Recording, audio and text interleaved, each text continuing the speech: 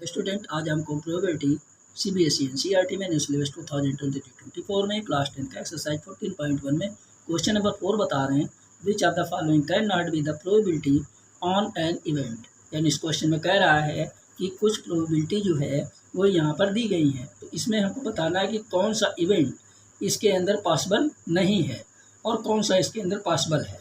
तो आप देख लीजिए कि जो प्रोबेबिलिटी होती है वो कहाँ से कहाँ तक लाई करती है। तो सबसे पहले देख लीजिए ये लाई करती है 0 से छोटा नहीं होना चाहिए और 1 से बड़ा नहीं होना चाहिए, ठीक है ना। तो 0 equal to lesser than equal to 1। तो ना तो ये प्रोबेबिलिटी कभी निगेटिव हो सकती है और ना ये 1 के बाद में हो सकती है। तो यहाँ पर हमारा क्या बन जाएगा, सबसे पहला इवेंट क्या है 2/3। 2/3 को ले लीजिए, 3 से 2 को आप डिवाइड करोगे तो कितना हो जाएगा 0.66 डैश डैश डैश, यानी ये कंटिन्यू आता चला जाएगा। तो अगर ये कंटिन्यू आता चला जाएगा तो हमारा ये 0 से 1 के बीच में देखिए लाई कर रहा है, क्योंकि ये 0 के बाद में है, प्लस में 0 के बाद जैसे 0.1 आ जाए, 0.2 आ जाए, ऐसे ही 0.66 आ गए, यानी 0 और 1 के बीच में लाई कर रही है। तो हम यहाँ पर क्या लिख देंगे, सो it is possible, so it is probability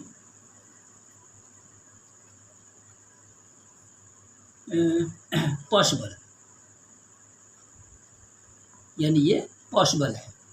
तो बी वाला हमारा क्या हो जाएगा, बी वाला हमारा दिया गया -1/5।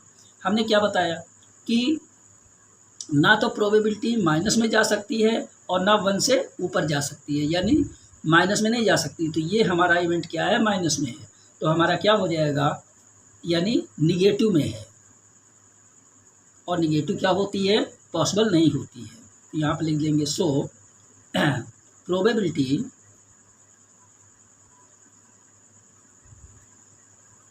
Not possible. सी है हमारा 15%। 15% मीन्स क्या हो गया 15/100। 100 से इसको हम डिवाइड कर देंगे तो क्या हो जाएगा 0.15। और 0.15 हमारा क्या होता है 0.15, यानी 0 से 1 के बीच में आ रहा है ये।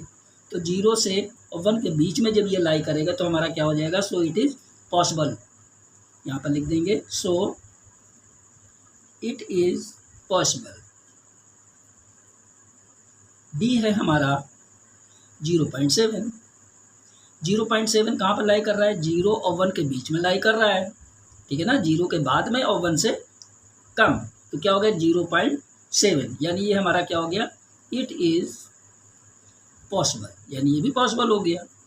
बस यही हमको इसके अंदर बताना था।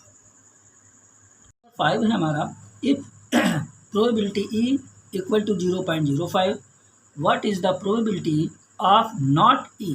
तो इस क्वेश्चन के अंदर क्या कह रहा है कि जो प्रोबेबिलिटी आपकी दी गई है प्रोबेबिलिटी ई इक्वल टू 0.5, तो प्रोबेबिलिटी नॉट ई कितनी है ये हमको बतानी है।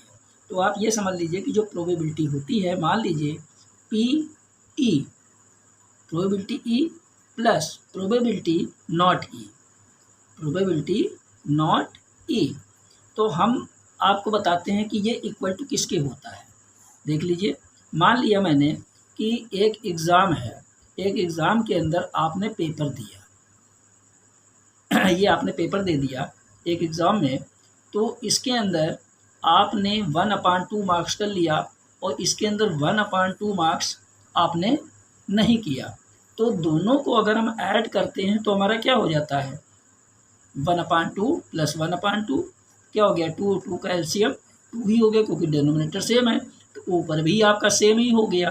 तो दोनों को ऐड कर देते हैं तो 2/2, तो इसको हम कैंसिल करेंगे तो क्या आ जाएगा 1 कितना है, यानी 1 पेपर है, इसके अंदर हाफ आप करते हो हाफ आप नहीं करते हो, तो दोनों का इवेंट क्या हो जाता है, दोनों इक्वल हो जाता है। यानी ये आपका क्या बन जाता है, ये हो जाता है जो मतलब इसके अंदर आप कह सकते हो यानी इक्वली लाइक आउटकम्स, दोनों इक्वल हो जाते हैं। तो यहाँ पर क्या हो जाता है, दोनों को ऐड करेंगे तो 1 हो जाता है।